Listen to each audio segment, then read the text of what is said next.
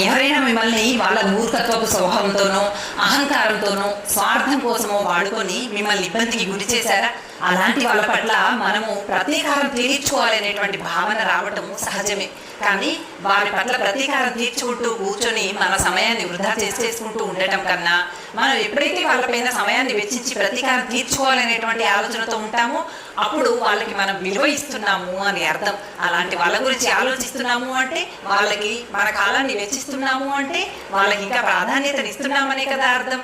అందుకోసం అలాంటి వాళ్ళని మీ జీవితంలో నుంచి తొలగించేసేయండి. వాళ్ళ గురించి ఆలోచించడం పక్కన పెట్టేయండి. వాళ్ళకు సంబంధించినటువంటి ఏ చిన్న అంశాన్ని గురించి అయినా మీరు పట్టించుకోకుండా అడుగు ముందుకు వేసేటువంటి ప్రయత్నం చేయండి. అంతేకాని ప్రతీకారం తీర్చుకోవాలనేటువంటి ప్రయత్నంతో పదే పదే వాళ్ళ గురించి ఆలోచిస్తూ, వాళ్ళు చేస్తున్నటువంటి పనుల గురించి ఆలోచిస్తూ, వారిపైనే దృష్టి పెడుతూ ముందుకు వెళ్ళారే అనుకోండి, ఈ మూర్ఖత్వపు స్వభావం కలిగినటువంటి వాళ్ళని మీ మనసులో, మీ మెదడులో ఇంకా మీరు